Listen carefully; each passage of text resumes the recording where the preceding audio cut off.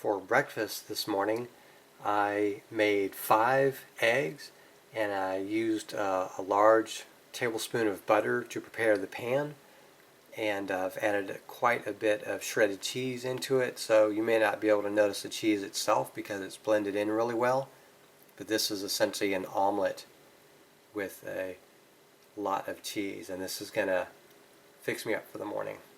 As an added bonus, my wife made some Canadian bacon, and that is going to immediately follow up the eggs that I just ate. And for dinner tonight, almost a full pound of 73% lean ground beef. This is of course grain-fed, but it's very fatty, which is what I want. And I've also added some cheese, which I'm going to mix in a little bit better, but this will wrap up food for today and dinner for tonight. For breakfast this morning, I'm having some eggs and calf liver. The interesting thing about the eggs is I had a little bit of leftover beef from last night with cheese. So the eggs are essentially an omelet with cheese and beef, and the calf liver to the right is what I'll start out eating this morning, considering it's relatively tasteless compared to the eggs and meat and cheese. But that's going to take care of me this morning. For lunch today, I'm going to go ahead and have some hot wings. This should tide me over until the evening, where I'm likely going to get some hamburger in a bowl. For dinner tonight, I'm having filet mignon. This is actually grain-fed, but I'm going to compare this by eating this tonight, and then tomorrow I'm going to eat some grass-fed beef shoulder steak, which is essentially what this is, beef loin shoulder steak. But this is 0.67 pounds, so 2/3 of a pound, and not quite as much fat as I would have liked, although it does have a decent amount of fat.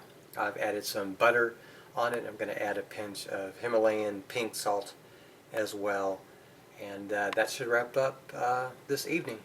So I'm going to make a quick little video here on me experimenting with my water weight over the weekend. So I ate some ice cream for 2 days in a row, Friday and Saturday, to break ketosis and to regain some water weight. And I chose ice cream specifically because it's very high in fat in addition to sugar. And I did this because for 3 weeks in a row, I've weighed exactly the same every Sunday morning.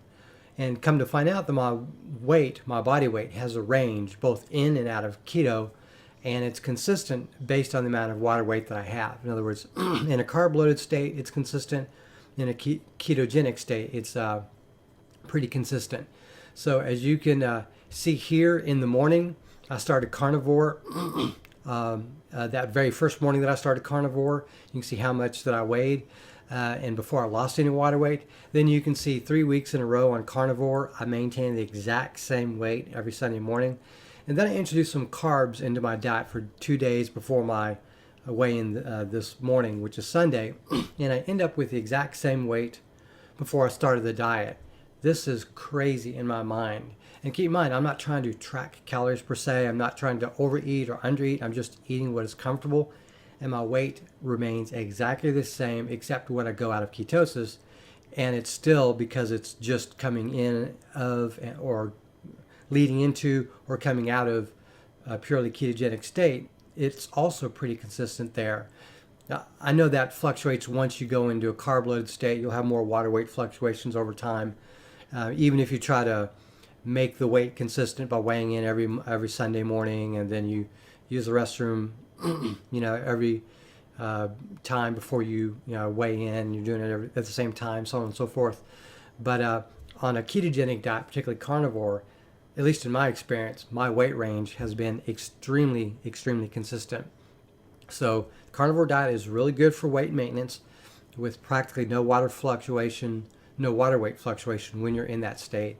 And then number two, when I came out of ketosis over the course of 2 days, I regained the exact same amount of water weight that I had before. So those two things I find extremely interesting about this diet. So if you're worried about like bloating or excess water weight or anything like that, definitely go into ketosis, but you may even consider carnivore because it's so extremely low in carbs, aka zero carb, that I think you'll find a really stunning level of weight consistency, so long as you eat to satiety and you're eating these animal-based products and it's extremely low in carbs.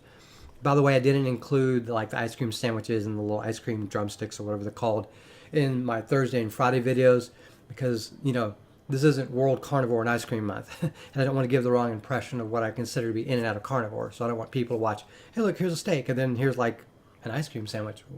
Where'd that show up? So, but I, of course, want to mention that for some level of accountability in a video, but I just don't want to do what, like I've seen, here's a water fast video, and here's some food in the water fast video. A lot of people that watch water fast videos don't want to see, look, here's a delicious ice cream sundae or something in the water fast video. So same thing here, same concept here. But just wanted to throw that out there. I love how consistent this diet makes my weigh-ins essentially and keeps me steady for the most part. So I hope this helps you to kind of understand the carnivore diet and how consistent it can maintain for your body weight. Thank you very much for watching and have a great day.